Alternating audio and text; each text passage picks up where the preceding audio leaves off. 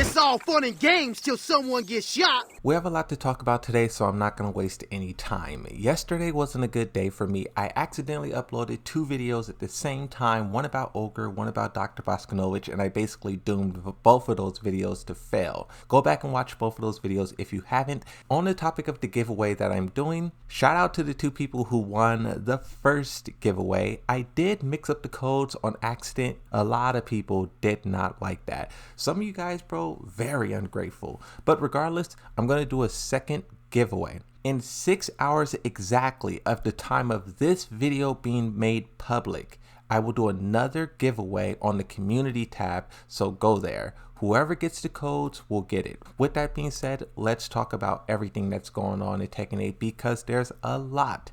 Yesterday, there was a ton of reviews that hit all at once. The embargoes was lifted, but a lot of players were very disappointed to see the spoilers. Up until this point, the developers have only showed us the first chapter and not even the whole thing. There was segments cut out, things chopped up. They're working very hard to keep the whole thing secret. And then all of these news journalists who are just here trying to get clicks off of Tekken 8, they're not even real Tekken fans. All of their gameplay is trash.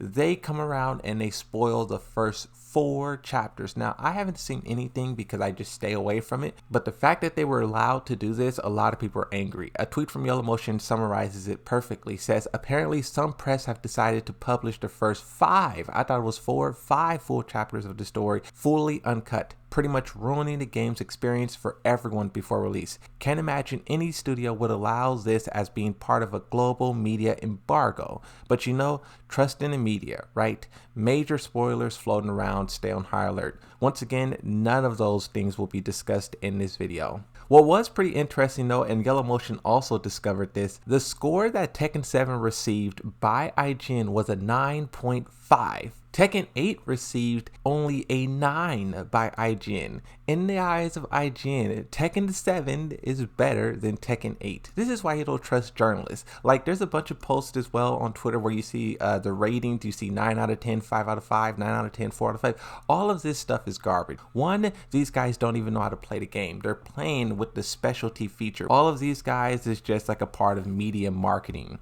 One thing that I did see that was really interesting though, and this comes from the PC Gamer. PC Gamer says, unfortunately, Tekken 8's netcode is still not quite up to snuff. I played across a variety of regions and connections, including Wi-Fi, and only found stable connections with players who are using Ethernet and in my region. Almost every Wi-Fi player I encountered suffered horrible lag, and even well-connected folks in other regions saw me dropping inputs. I'm just starting to realize that I don't judge netcode as harshly as all of you. You guys are like movie critics when it comes to netcode, and I'm like, hey, you know, it's not going to be perfect. There's going to be some things here and there. You know, I don't know. I could talk all day about the netcode. Let's move on. You also have a gold Mokujin skin being made. Well, people were saying this is Tetsujin. Same thing. Who cares? But basically, this is an avatar skin you get. This is our first time seeing it in game when you get, I think, the deluxe or ultimate edition.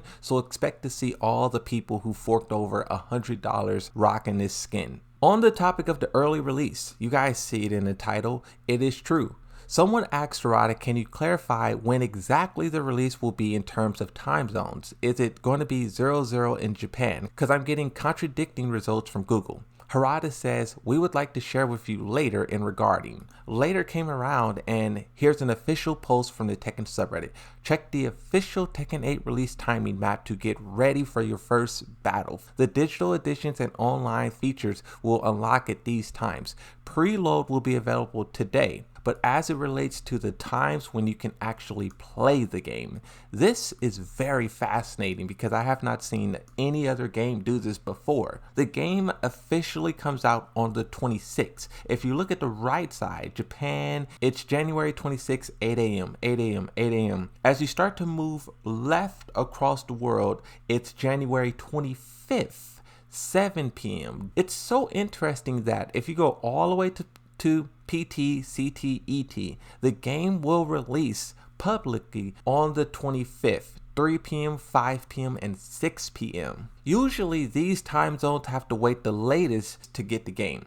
stay up late, or go to sleep early. But this time around, they get it early, in the middle of the day. Interesting. On the topic of pre-order, Harada says that the collector's edition for all past Tekkens sell out pretty much immediately. This time around for Tekken 8, that is not the case. The offer has been extended for the premium collector's edition.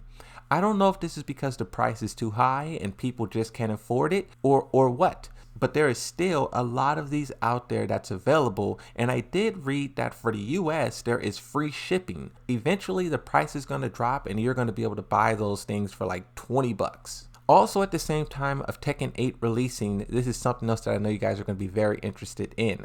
The original soundtracks for Tekken 7 and I think all other past games will be added back to Spotify, but also many different other platforms. Amazon, Apple Music, YouTube Music, you can see the image here. You guys will be able to once again listen to music when you're working out, when you're driving, and the most important thing, when you're making love. Put on that baby making music and get to work.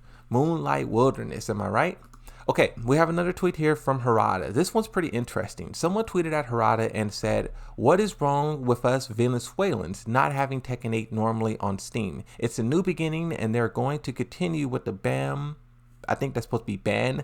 And why are we banned? Give me a convincing reason. Tags Harada. Harada responds. He says, important notice, Tekken Project and Bandai Namco Studios, who are responsible for the development of the game, are not involved in the sales and pricing of the games in each country or region. That's one thing too. Tekken, it's $80 for most of us, but not all of us. Different currencies, different prices, all these things. He says, therefore, we, the development team, do not have answers to these questions. For these country-specific issues, please contact the respective platformer, the publisher's contact in each region, or the government contact. And this is the thing, right? Some things is out of their control. Like, for example, Mortal Kombat is not allowed to be sold in Japan. There's probably some region, some parts of the world where Tekken may not be sold or Steam may not be available. You're going to have to get it through, other means. If there's a will, there's a way. Final thing that I want to talk about. I've seen a lot of people asking me, who are these two characters that Azucena's fighting and Lily is fighting? Some people were jumping all over it saying this is either Bruce or Marduk, and then the other character people were just scratching their hair. It looked like Law with blonde hair.